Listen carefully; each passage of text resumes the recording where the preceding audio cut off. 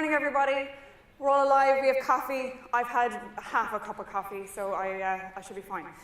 Right, today's theme of buy, build, borrow, or bots. Actually, when Robbie set me on this theme, I was quite excited by it, very intrigued by it. But also, I've never really spoken on this particular topic, so I went off on a deep exploration of buy, build, borrow, and bots, and I'm coming back to you with all of my research, so you're welcome. This on the talent supply chain. I'm Holly Fawcett from Social Talent. For those of you who don't know me, I'm the Curriculum Development Director there. For those of you who don't know Social Talent, where have you been? But we're, yeah, there's some ninjas in the room. We are a learning platform and a learning experience platform for everything to do with hiring. We train recruiters and talent acquisition teams on everything to do with recruiting, but also their leadership and also their hiring teams as well on everything from interviewing and best practice there. So we have a really deep interest in the build part of that buy, build, borrow, and bots, of course. As an e-learning organization, as an Irish e-learning organization, it's great to see the kind of revolution that's been taking place within this talent supply chain. But what I actually really am fascinated by, of course, because the buy part, which is talent acquisition, is everything that we teach. So we kind of feel very much along this left-hand side of our stream here. The borrow piece is something that has been growing a lot over time.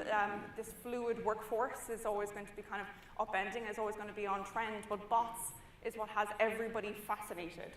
So each of these particular themes, talent acquisition, talent development, outsourcing, and then robotic automation, each of these themes has a place in our talent stream, but they're managed by very different departments within our organizations. Talent acquisition is obviously run by HR and recruiting. Build is learning and development teams. Outsourcing is very often managed by procurement or just an individual needing a job done at that particular moment in time. Everything from Uber drivers to I need a specific piece of programming done that I'll pay 25 bucks for. I just need something really small and something like TaskRabbit. And then bots. Bots are managed usually by the IT teams because it's something to do with technology and they seem to understand it, so we'll let them away with it. But because they're managed by four very different parts of our organization, there's no real synchronized strategy here. So there's a lot that we can talk about in this. Robotic automation, however, I kind of want to focus on robots for a little bit. Robotic automation is not the future of work, in my opinion. Not looking like this, anyway. Because when we think about robotic automation is where we're really just looking at how we streamline a particular process. And all parts of our work, of course, we have very rigid processes that have a beginning, a middle, and an end. They're very set out.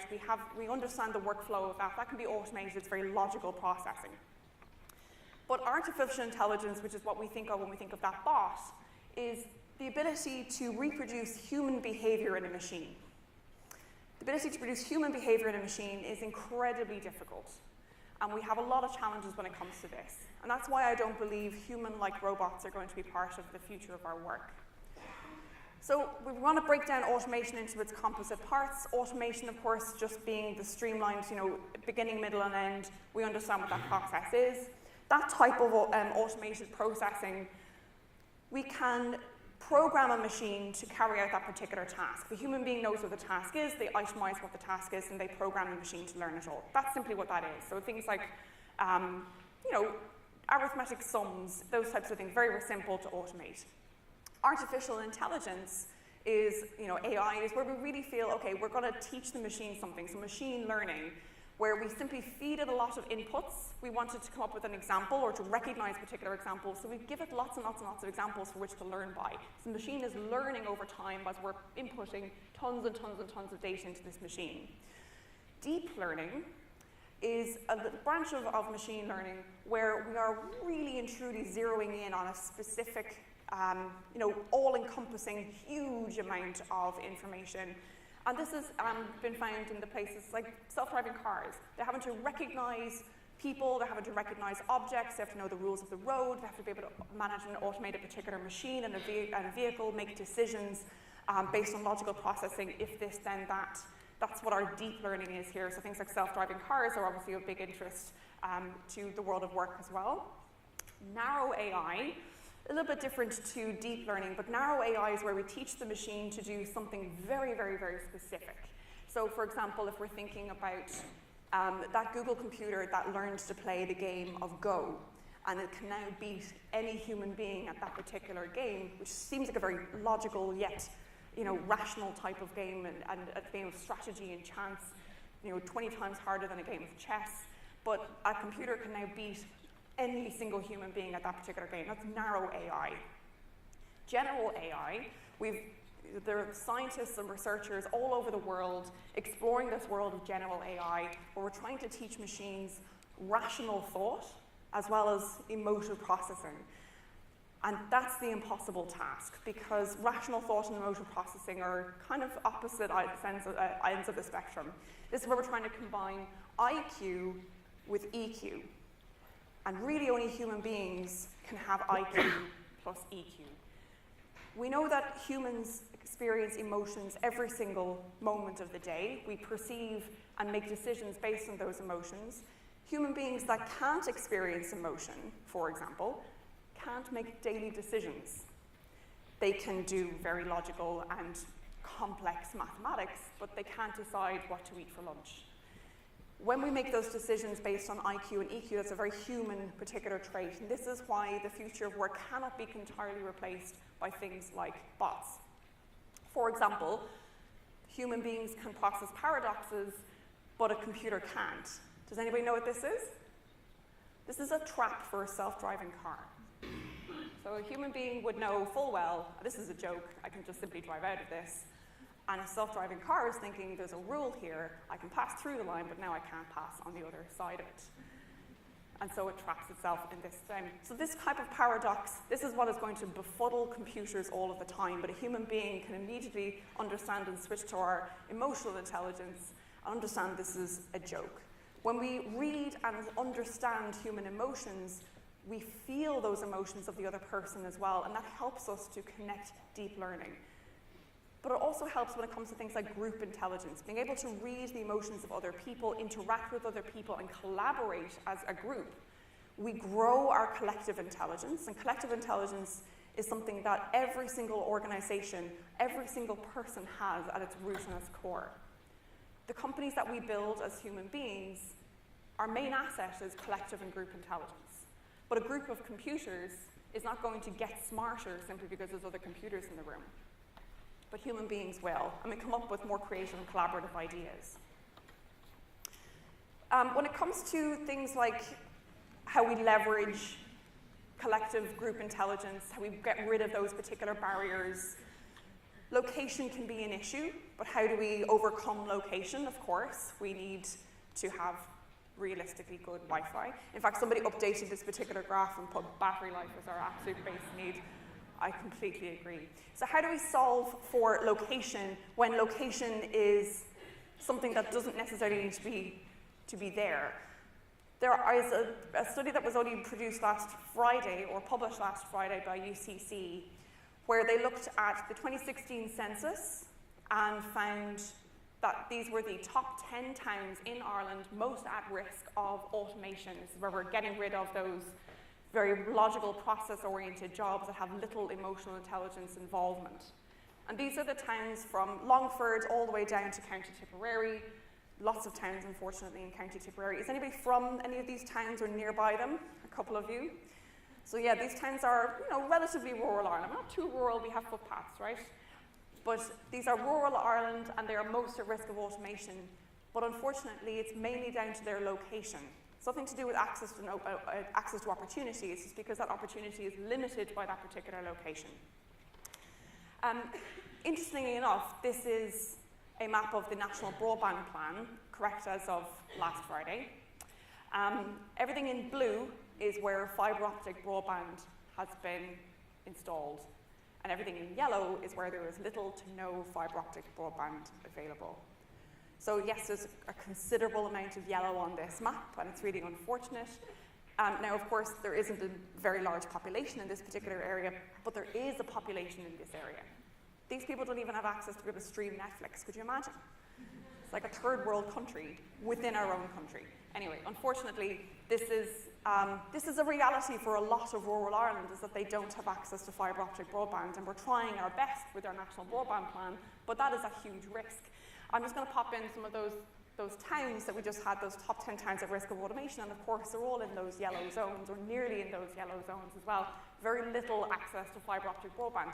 How do we propose that these people access opportunity from a workforce that is not hinged by location, an opportunity that I can work on at any moment of the day because somebody needs a human skill, and I can produce that from my kitchen table if I don't have access to broadband. So this is why Ireland, I don't feel, is actually really ready for things like massive remote working.